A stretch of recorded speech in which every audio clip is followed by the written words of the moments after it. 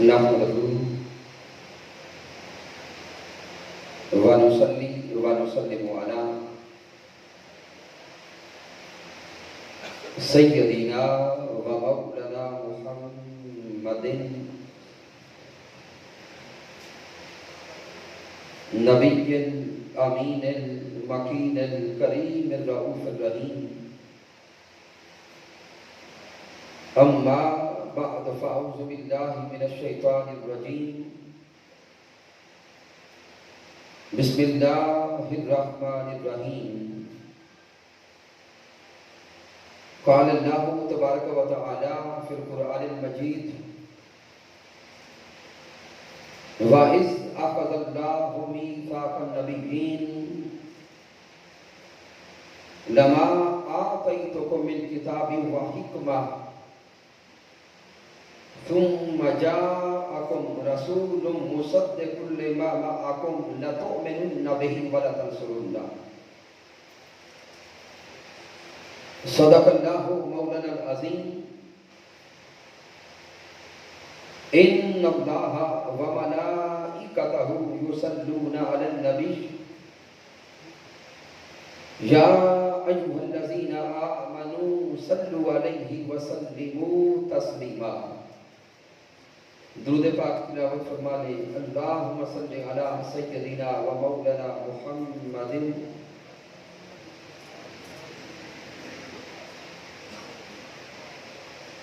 اللہ رب العزت کی توفیق سے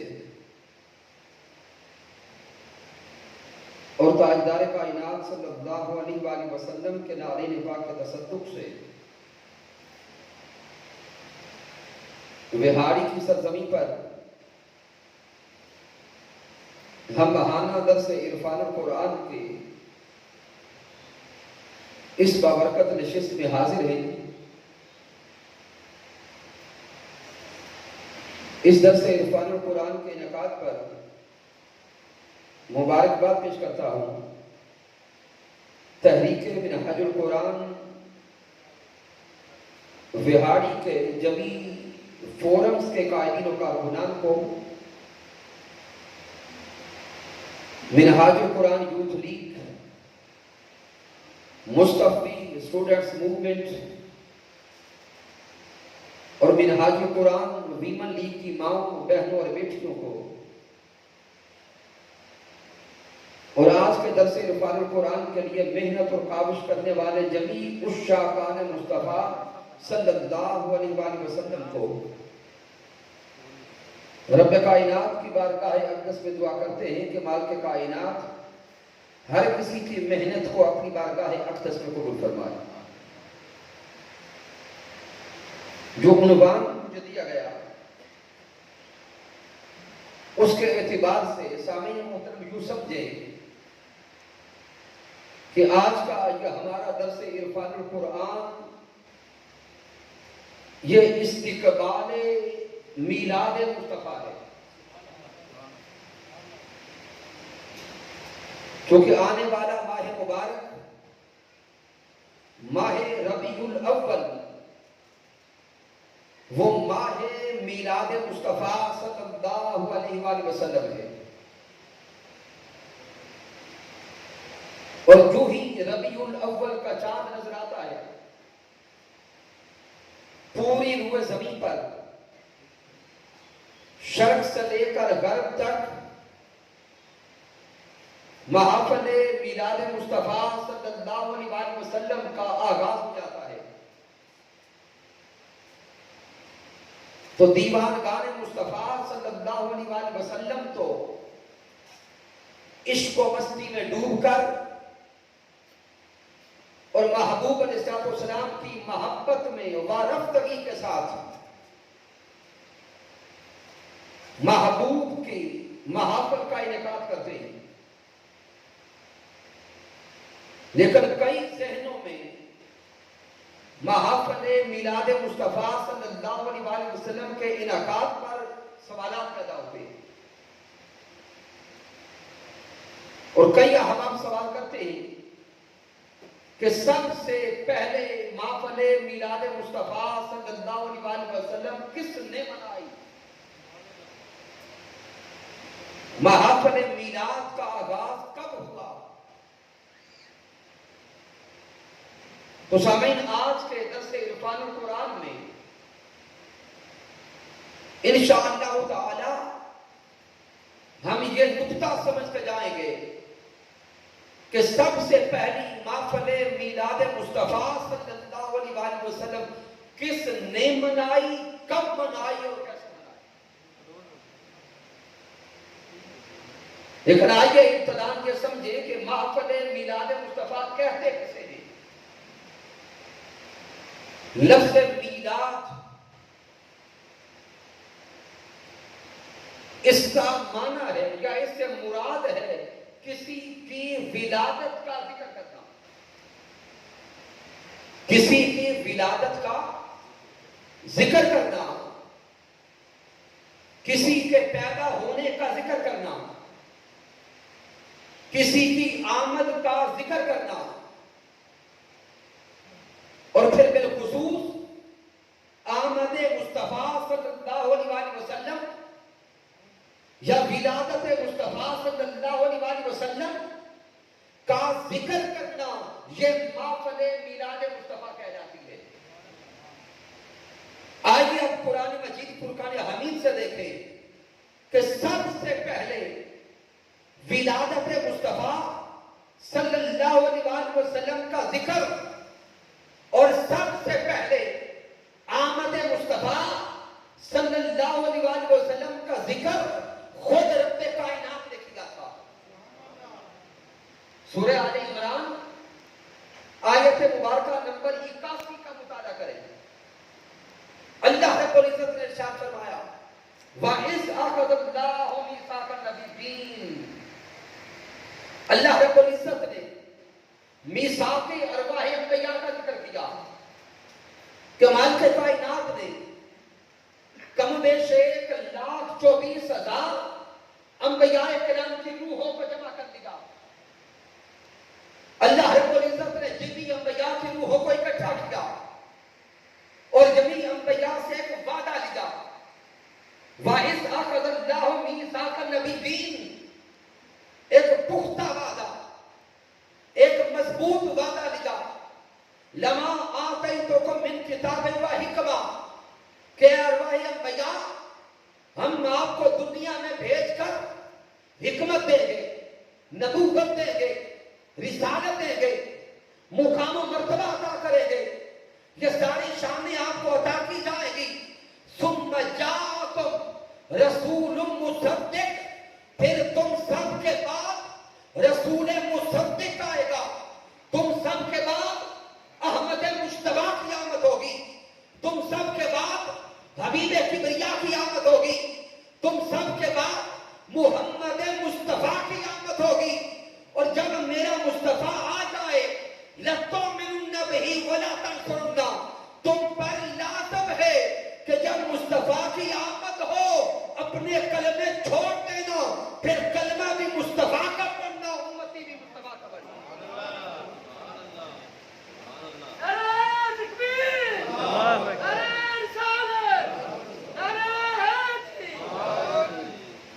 اللہ رب العزت نے ارواح انبیاء سے یہ پختہ وعدہ دیا کہ ارواح انبیاء وعدہ کر کے جاؤ، اگر میرے محبوب کی نبوت پر ایمان لانے کا وعدہ کرتے ہو تو تمہاری نبوت کا اعلان کیا جاتا۔ سامعین محترم، پہلا نقطہ جو یہاں سے سمجھ آئے گا کہ محفل میلاد کسے کہتے ہیں؟ تاجدار کائنات کے آنے کا ذکر کرنا، تاجدار کائنات کی ولادت کا ذکر کرنا۔ تو یہ اس قرآن کی آیت میں دیکھیں، میلاد مصطفیٰ کا ذکر تو خود اللہ قرآن میں کر رہا ہے، آمد مصطفیٰ کا ذکر اللہ خود قرآن میں کر رہا ہے، اور ولادت مصطفیٰ کا ذکر اللہ خود قرآن میں کر رہا ہے۔ تو سامعین سمجھ آ گئی کہ محافل میلاد مصطفیٰ کا آغاز آج 15ویں صدی میں ہم نے نہیں کیا، یہ تو رب کائنات نے اس وقت کر دیا تھا جب ابھی یہ دنیا بنی بھی نہ تھی۔ پھر اس آیت کریمہ کو آگے غور سے پڑھیں گے. جب اللہ رب العزت نے ارواح انبیاء سے یہ وعدہ لیا لَتُؤْمِنُنَّ بِهِ وَلَا تَنصُرُنَّهُ، تم پر لازم ہے کہ تم ضرور بے ضرور ایمان بھی مصطفیٰ پہ لاؤ گے اور مدد اور نصرت بھی میرے مصطفیٰ کی کرو گے. جب یہ وعدہ لے لیا، جمیع ارواح انبیاء نے وعدہ کر لیا.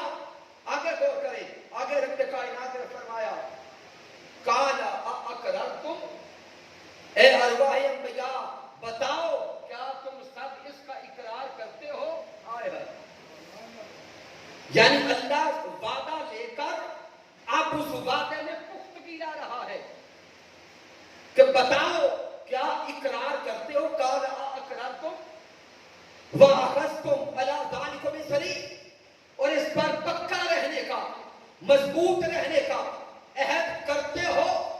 قالوا اقررنا، جمیع ارواح انبیاء نے وعدہ کیا ہاں رب کائنات ہم وعدہ کرتے ہیں کہ ہم سونے مصطفیٰ پہ ایمان لائیں،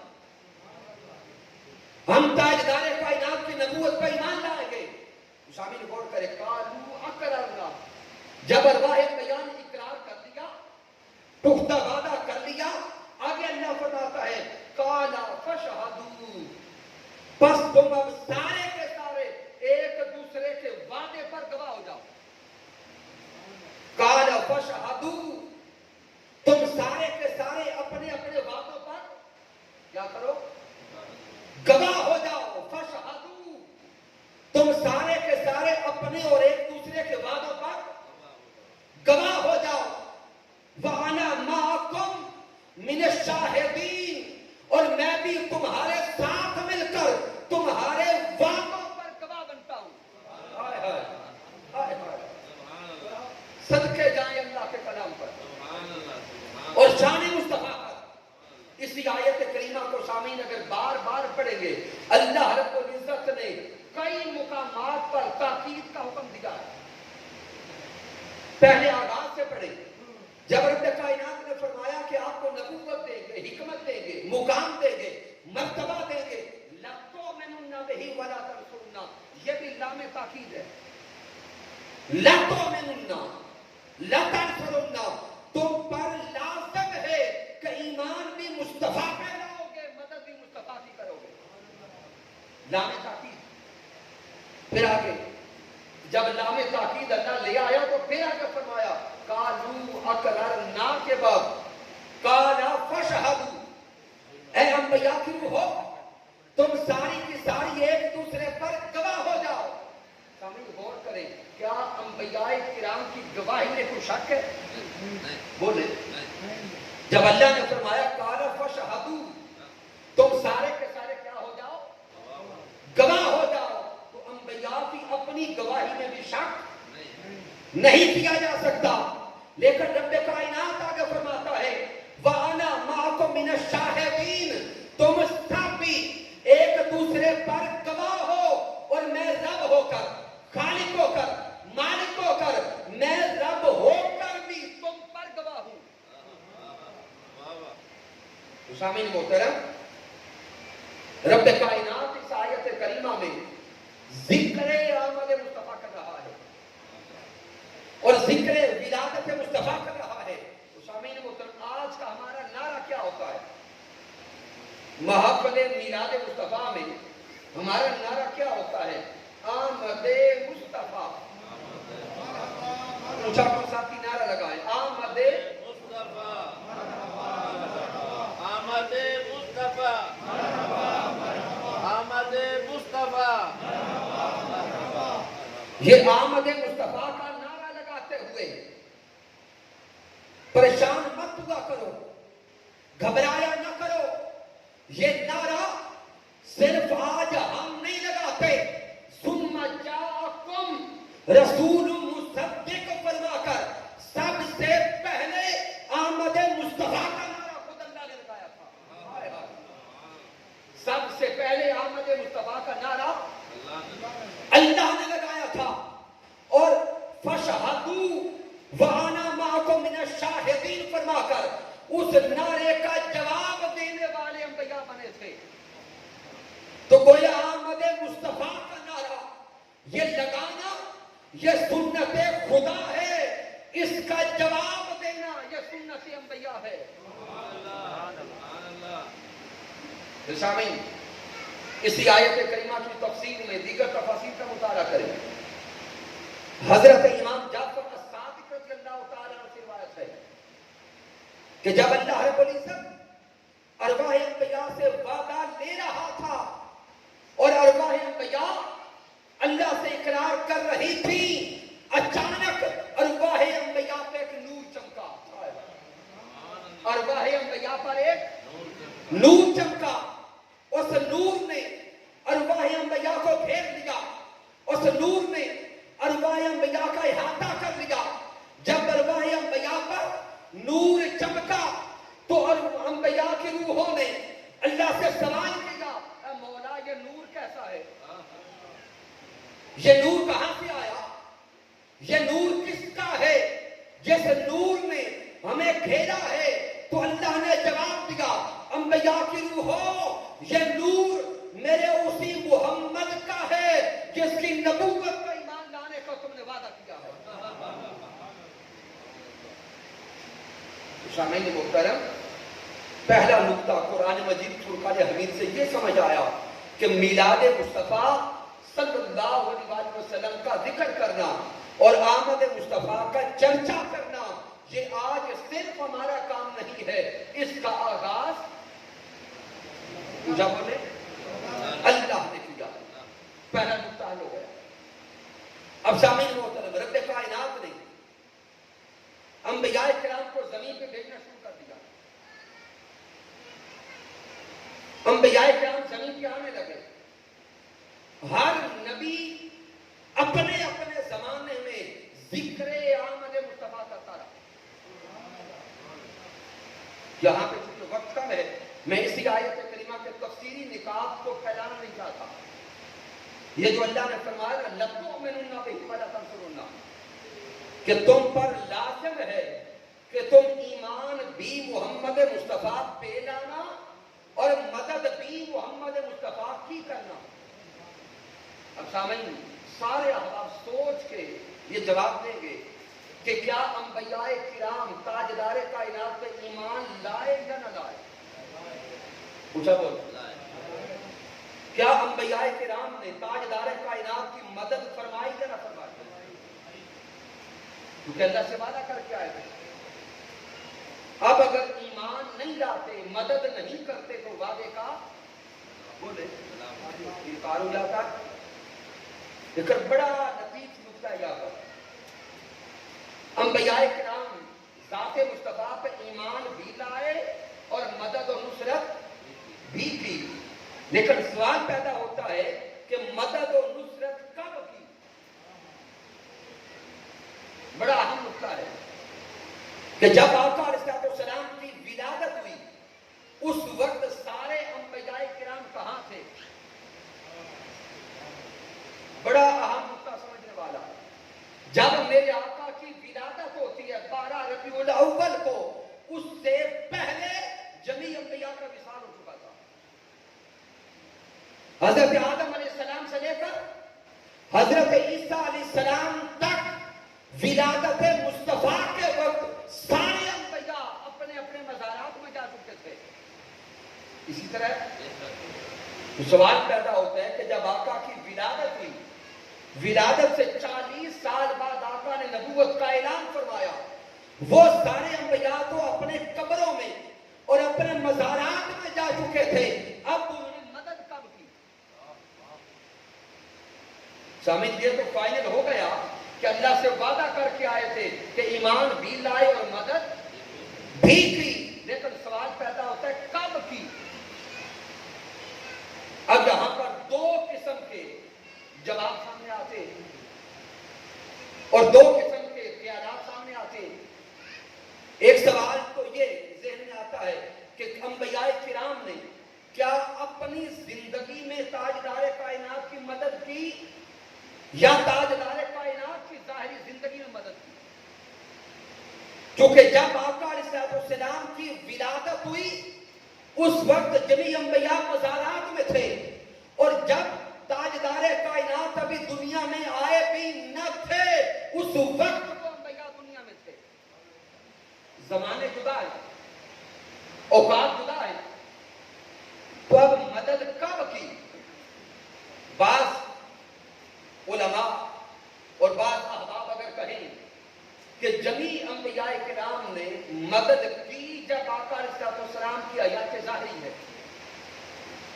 جب آقا علیہ السلام کی ظاہری زندگی کا زمانہ تو سامعین محترم اگر یہ کہا جائے کہ جبھی انبیاء کرام نے محبوب کی مدد آقا کی حیات ظاہری میں تھی تو اس وقت جبھی انبیاء اپنے اپنے مزارات میں تھے، اپنی قبور میں تھے، تو پھر بھی آپ کا عقیدہ ثابت ہوتا ہے، پھر کہنا پڑے گا کہ اللہ کا نبی ہو، اللہ کا ولی ہو، وہ اپنی قبر میں رہ کر بھی مدد کر سکتا ہے۔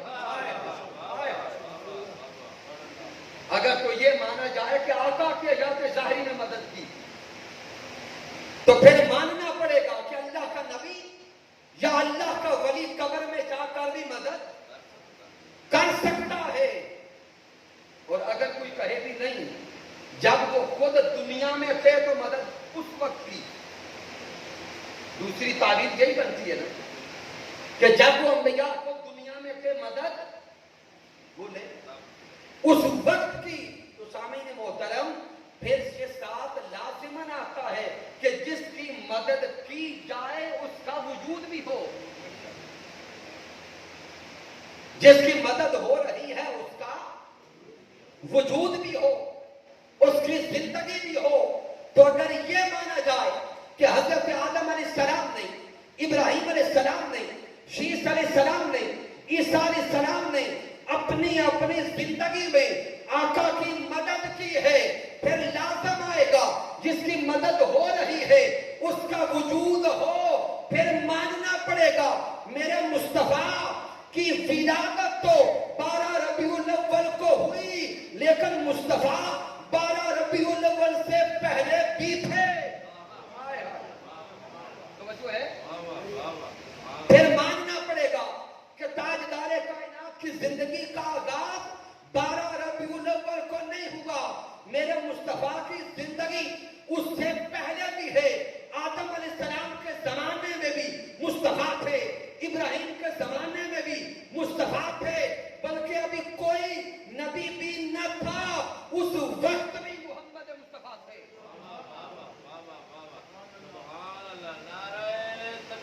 اللہ اکبر، یا رسول اللہ، یا علی۔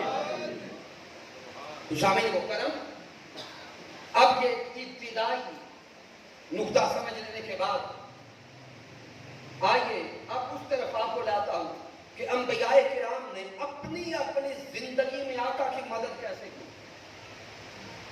اب یہاں پر مدد سے مراد دین اسلام کی مدد ہے، تاجدار کائنات کی نبوت کی مدد ہے، تاجدار کائنات کی فکر کی مدد ہے، آپ کے نظریات کی مدد کر رہا ہے۔ تو سامعین محترم، مدد کا ایک جز اور ایک پہلو یہ ہے کہ ہر نبی اپنے زمانے میں اپنی امتوں کو یہ اعلان کر کے جاتا رہا کہ ہم سب کے بعد محمد مصطفیٰ آئیں گے۔ یہ اعلان کر کے گئے، جبھی انبیاء اعلان کر گئے۔ اب یہاں پر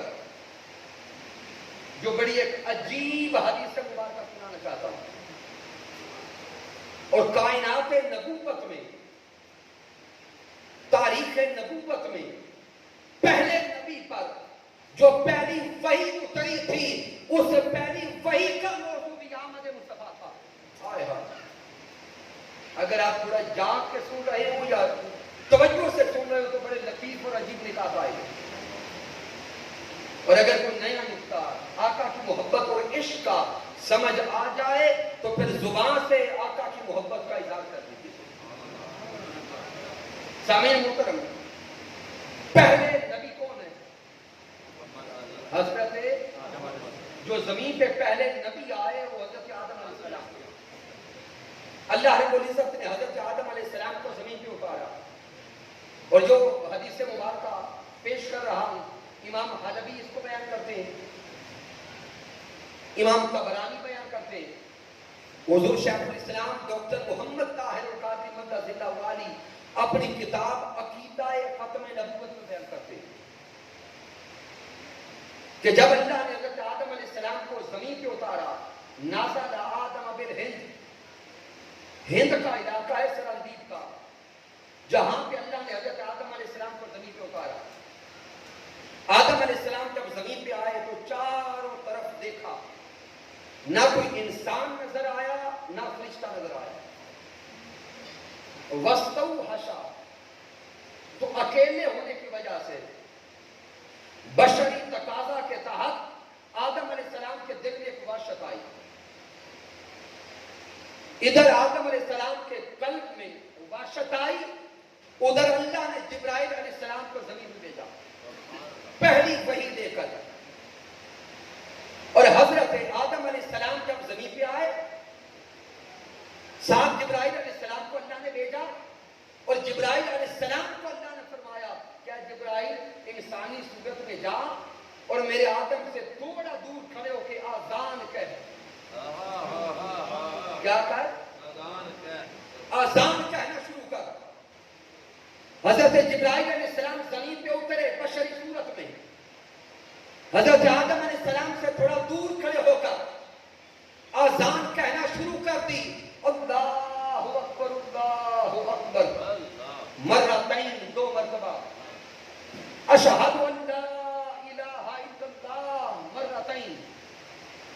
اشہد ان محمد رسول اللہ مرتين. حضرت جبرائیل علیہ السلام اذان مکمل کرتے ہیں، آدم علیہ السلام جدھر سے آواز آئی ادھر چل پڑے. آئے توجہ کرنا، حضرت آدم علیہ السلام ادھر چل پڑے. جب قریب پہنچے تو حضرت آدم علیہ السلام کی زبان سے ایک سوال نکلا. اب غور کرنا کہ زمین پہ آنے والا پہلا انسان حضرت آدم علیہ السلام زمین پہ آ کے پہلی بار کچھ بولنے لگا ہے. آئے ہائے آئے ہائے. زمین پہ آنے والا پہلا انسان پہلی بار کچھ بولنے لگا ہے. اب دل پہ ہاتھ رکھ کر سننا، زمین پہ آنے والا پہلا انسان جب پہلی بار زبان کو حرکت دیتا ہے، زبان کو جنبش دیتا ہے، تو پہلا جو لفظ، پہلا کلمہ انسان پہلا زبان سے نکالتا ہے وہ کیا تھا؟ آدم علیہ السلام پہلی بار بول کے سوال کرتے ہیں من محمد. پہلی بار بول کے کیا کہتے ہیں؟ من محمد. یہ محمد کون ہے؟ آئے رہا. سامعین محترم، یہاں پہ رک کے تھوڑا سوچتے جاؤ. آذان کا پہلا کلمہ، پہلا اسم مبارک کو اللہ کا. لیکن حضرت آدم علیہ السلام جب پہلی بار بول کے نام لیتے کس کا لیتے؟ پوچھا بولے. ذہن سوال کرتا ہے کہ زمین پہ آنے والا پہلا انسان پہلی بار جب پہلا لفظ بولا تو وہ کس کا نام تھا؟ آئے ہائے. زمین پہ آنے والا پہلا انسان جب پہلی بار لب کھولتا ہے تو وظیفہ نام محمد کا کرتا ہے، ویب نام محمد کا کرتا ہے. چونکہ اللہ کی محبت چاہتی یہ تھی کہ میں نے زمین بنائی مصطفیٰ کے لیے، آسمان بنائے مصطفیٰ کے لیے، انسان بنایا مصطفیٰ کے لیے، تو جس مصطفیٰ کے لیے زمین بنی ہے اس زمین پر جو پہلا نام پکارا جائے وہ نام بھی میرے محمد کا ہو. من محمد. بتائیں یہ محمد کون ہے؟ اب جواب پہ غور کرنا. جواب میں آمد مصطفیٰ. جبرائیل علیہ السلام جواب دیتے ہیں کہ سوال کرنے والے آدم علیہ السلام والا دکھ و آخر النبیین، یہ محمد مصطفیٰ آپ کے بیٹے ہیں، آپ کی نسل سے آئیں گے اور خاتم النبیین بن کے آئیں گے. نعرہ تکبیر، اللہ اکبر، نعرہ رسالت، یا رسول اللہ، نعرہ رسالت، یا رسول اللہ، نعرہ حیدری، یا جشن عید میلاد النبی، زندہ باد، زندہ باد. تو سامعین محترم، یہ نقطہ بھی واضح ہو گیا کہ یہ آمد مصطفیٰ کا ذکر یہ صرف ہم آج نہیں کر رہے. آدم علیہ السلام کی طرف اللہ نے جو پہلا پیغام بھیجا تھا اس کا موضوع بھی آمد مصطفیٰ تھا. اب اس سے آگے اگر چلتے جائیں سامعین، حضرت آدم علیہ السلام اور حضرت اماں حوا سلام اللہ تعالیٰ علیہا جب اللہ رب العزت نے دونوں کو ملا دیا، اس کے بعد اللہ رب العزت نے نسل انسانی کو چلانے کا سلسلہ چلایا۔ رب کائنات نے آگے اولاد عطا کرنا شروع کی، اور جب اللہ حضرت اماں حوا سے اولاد دیتا ہمیشہ جڑواں پیدا کرتا۔ سبحان اللہ، رب کائنات ہمیشہ اونچا بولے جڑواں اولاد عطا کرتا، لیکن جب اللہ رب العزت نے حضرت آدم علیہ السلام سے نور مصطفیٰ کو آگے منتقل کرنا چاہا، جب نور مصطفیٰ صلی اللہ علیہ وسلم کو آگے منتقل کرنا چاہا تو اللہ نے حضرت شیس علیہ السلام کو چنا۔ باقی ساری اولاد حضرت اماں حوا سے جڑواں پیدا ہوتی رہی، لیکن جب شیس علیہ السلام پیدا ہوئے وہ جڑواں نہ تھے بلکہ وہ اکیلے پیدا ہوئے۔ رب کائنات نے ان کو اکیلا رکھا، ان کو منفرد رکھا، ان کو امتیاز دیا، اور امتیاز ان کی اپنی ذات کا نہ تھا، وہ امتیاز نور مصطفیٰ کا تھا۔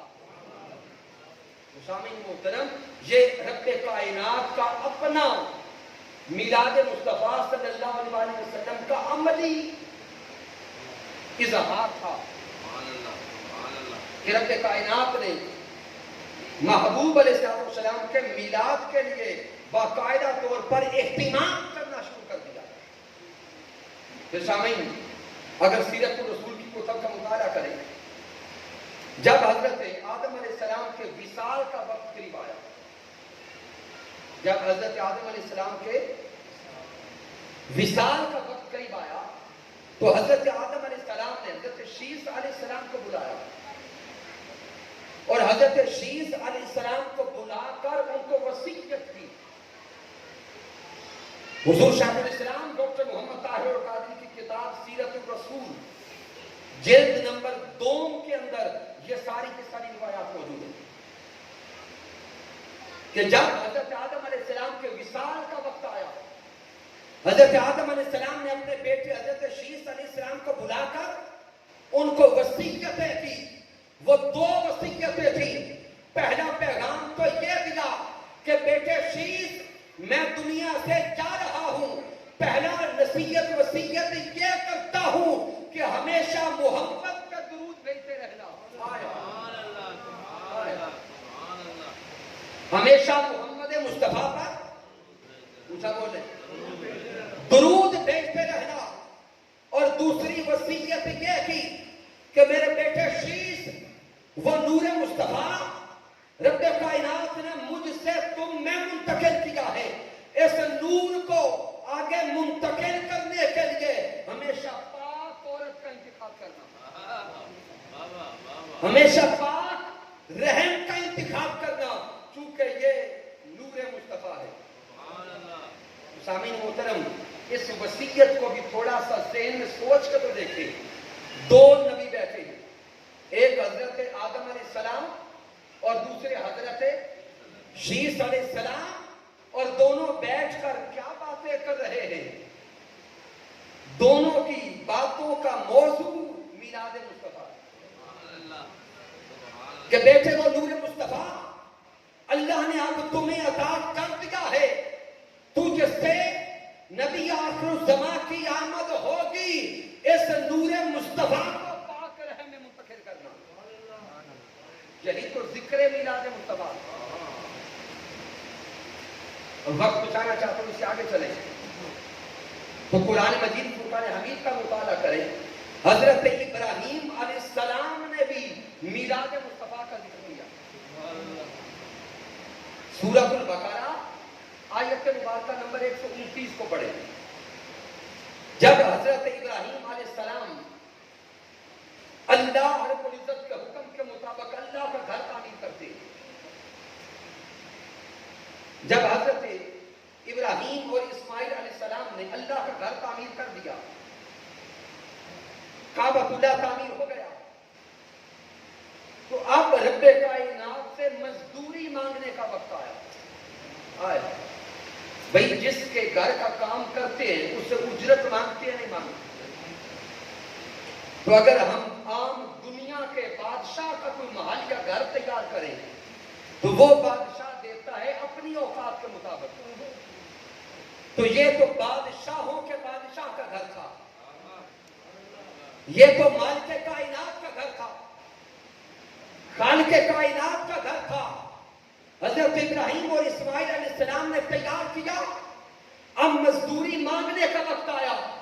رب کائنات نے فرمایا ہوگا میرے ابراہیم آپ نے میرا گھر تعمیر کیا ہے, اب مانگو مجھ سے کیا مانگتے ہو. آئے ہائے ہائے, اب سوال کرو مانگو کیا مانگتے ہو. حضرت ابراہیم علیہ السلام کے مانگنے پہ صدقے جاؤ,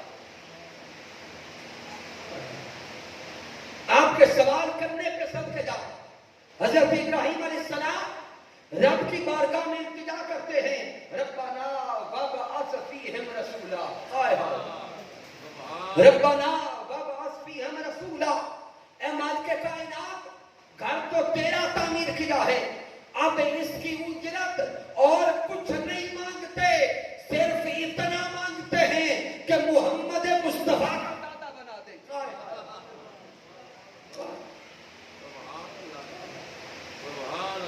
اے مالک کائنات, اپنا محبوب مجھے عطا کر, اپنا من موہن مجھے عطا کر, اپنا پیتا مجھے عطا کر. اور کچھ نہیں مانگتے, نہ دنیا مانگتے ہیں, نہ جائیداد مانگتے ہیں, نہ متاع مانگتے ہیں, محمد مصطفیٰ میری نسل میں دے دے. ربنا وابعث فیہم رسولا منہم یتلو علیہم آیاتک ویعلمہم الکتاب والحکمہ ویزکیہم. سامعین محترم, حضرت ابراہیم علیہ السلام کا یہ دعا مانگنا کیا ہے؟ توجہ کریں, حضرت ابراہیم علیہ السلام کا یہ دعا مانگنا شہید و میلاد مصطفیٰ. کہ حضرت ابراہیم علیہ السلام بھی اللہ سے آمد مصطفیٰ کی دعائیں کرتے ہیں. اس دور آگے چلیں میں وقت بچاتے ہوئے, اور حضرت ابراہیم علیہ السلام کی اب پوری تاریخ کو اگر پڑھیں تو جس پتھر پر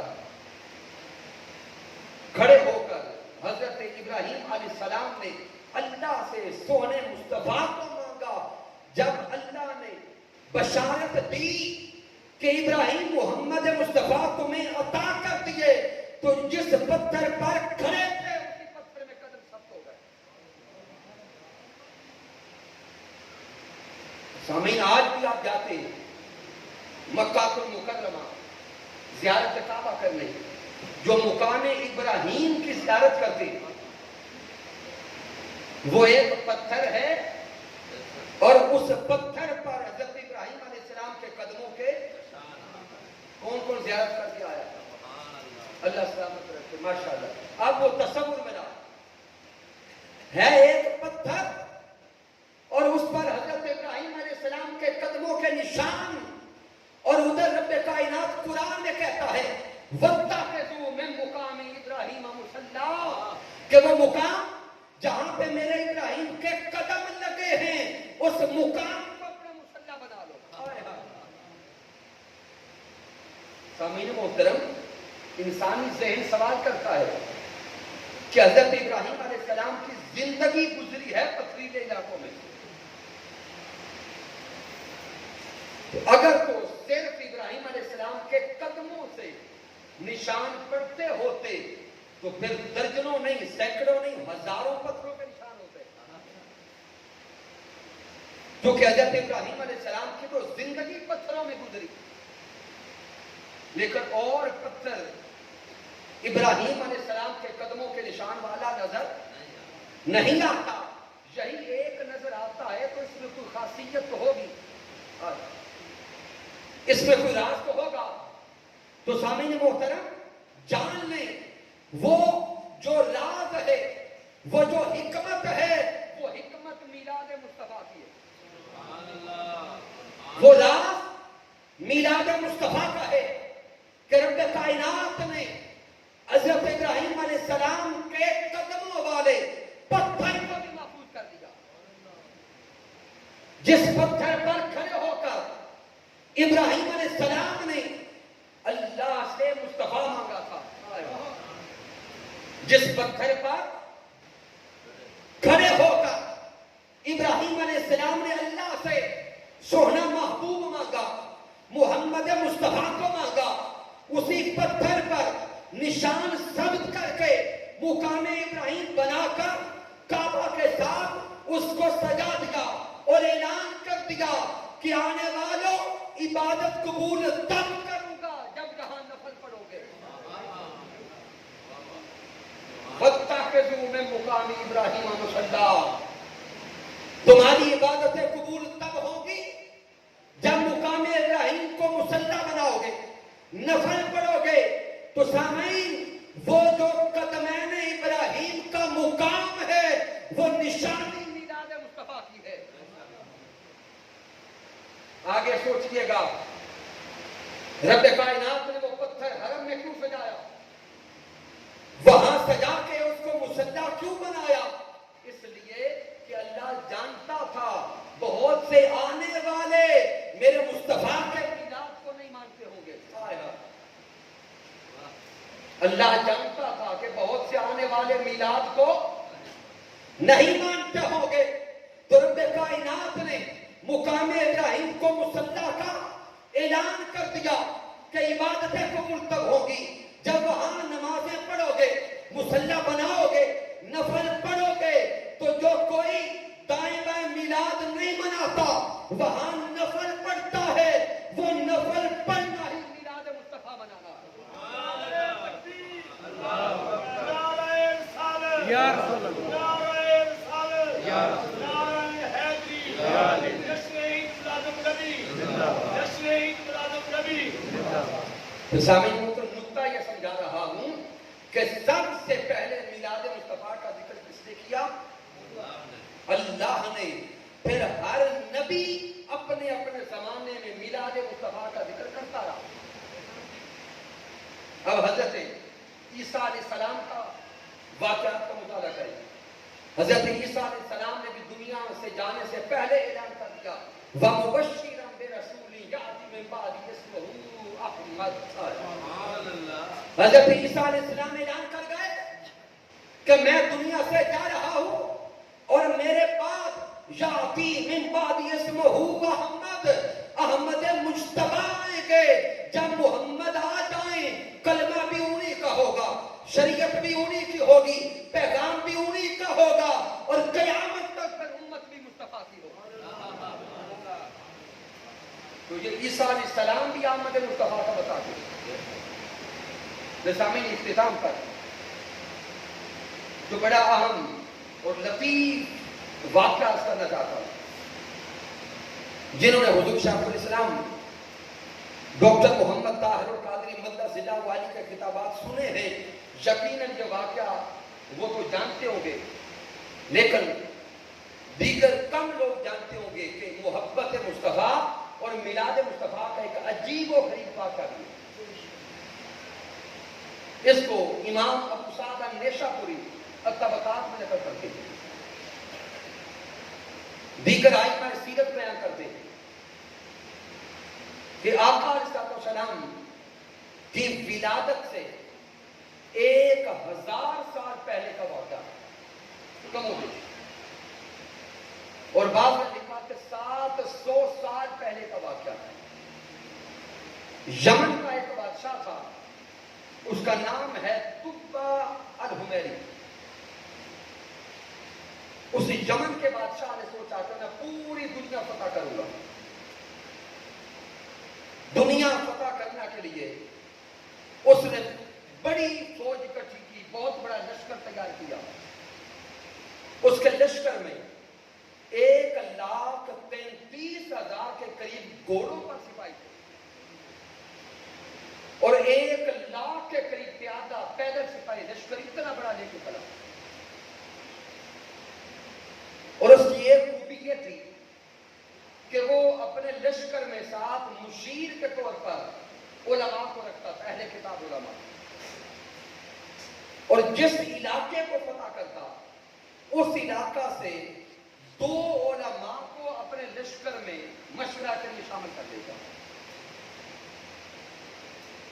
जिस इलाके की तरफ भी रुख करता, इतना बड़ा लश्कर देखकर लड़ने के लिए कोई भी तैयार ना होता, पहले ही सरेंडर करके हाथ खड़े कर देते, हार मान लेते। चलता चलता वो तुब्बा का लश्कर मक्का तुल मुकर्रमा पहुंच गया।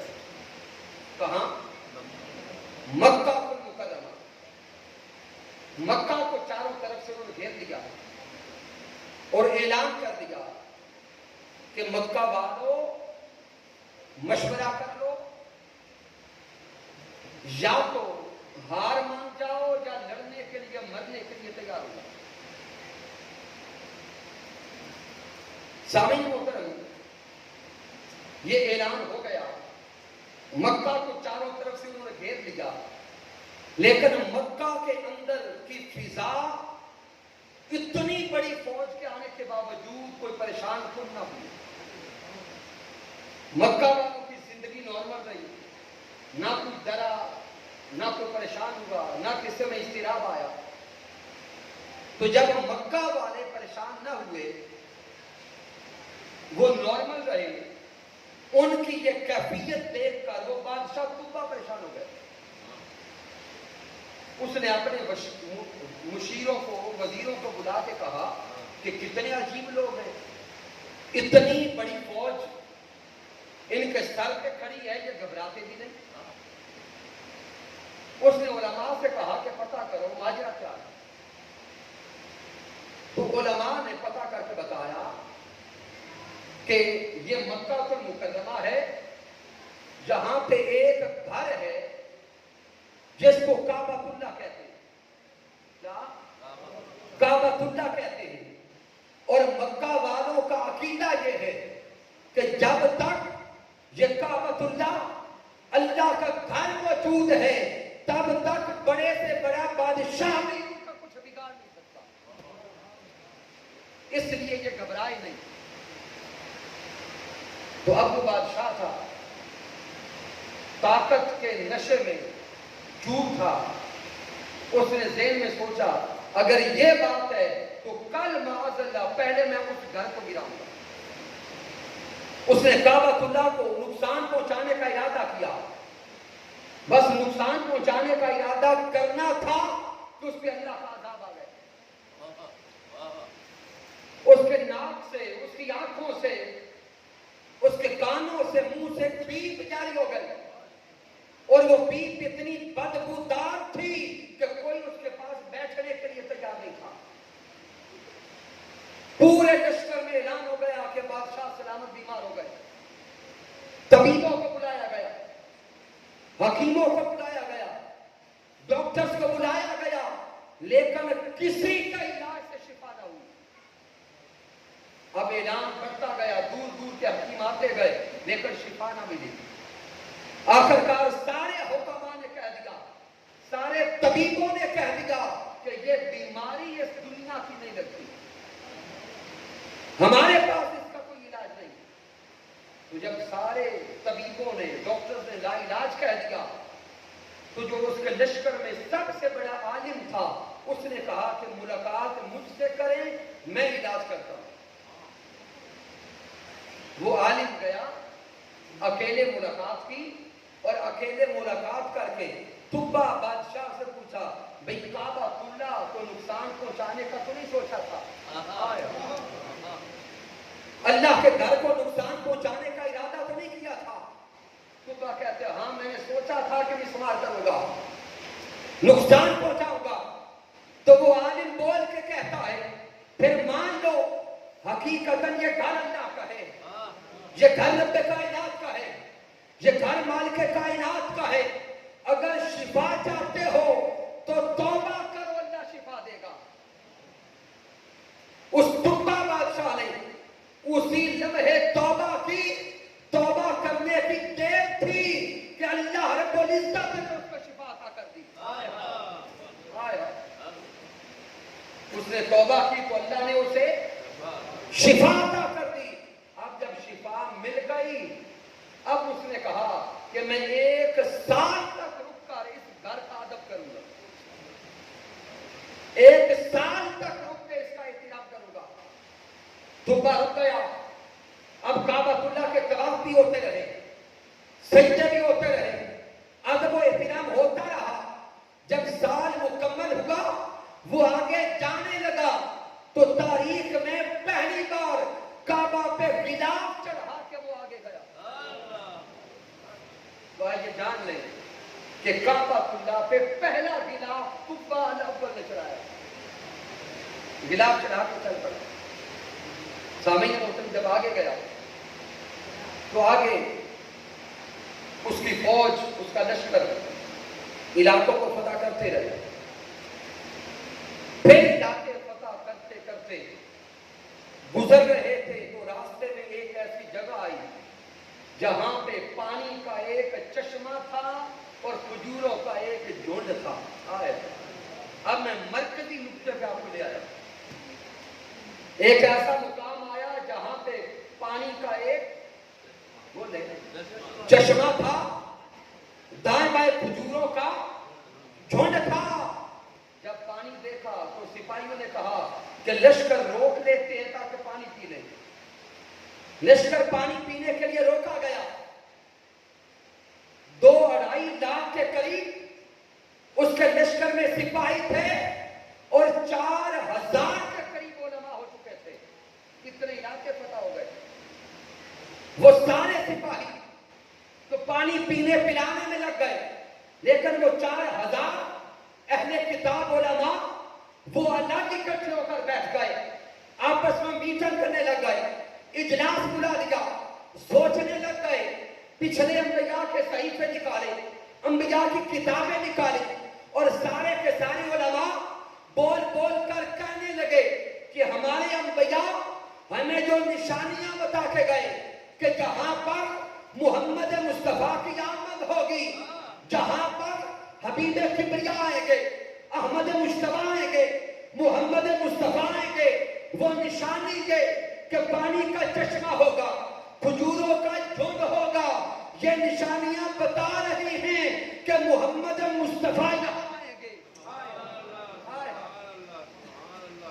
سبحان اللہ.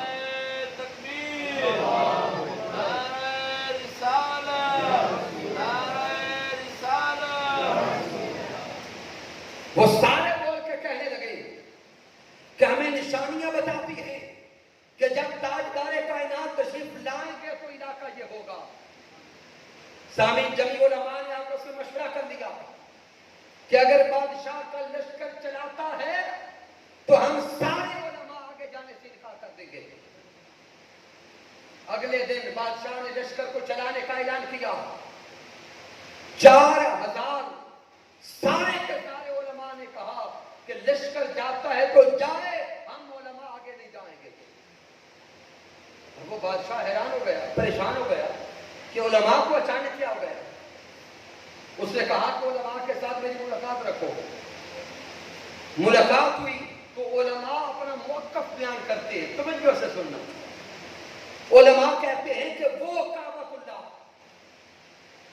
جس کو نقصان پہنچانے کا سوچا تو اللہ کا عذاب آ گیا. اس کعبہ کو عزت جس ہستی سے ملی ہے اس کا نام محمد مصطفیٰ ہے. کعبہ کو فضیلت محمد مصطفیٰ کا صدقہ ملی. یہ وہ جگہ ہے جہاں پر محمد مصطفیٰ کی آمد ہوگی. ہم آگے نہیں جانا چاہتے, ہم محمد مصطفیٰ کا انتظار کرنا چاہتے ہیں, آقا کی طلب میں بیٹھنا چاہتے ہیں, آقا کے انتظار میں بیٹھنا چاہتے ہیں. آپ قتل کرنا چاہتے ہو تو ہم سب کو مار کر قبریں بنا کے چلے جاؤ. جب مصطفیٰ آئیں گے جہاں ان کے قدم لگنے کے نیچے ہماری قبریں ہوں. جب قبہ بادشاہ نے یہ وارفتگی دیکھی, آقا کی ذات کے ساتھ ان کی یہ محبت دیکھی, ان کی یہ لگن اور عشق دیکھا تو قبہ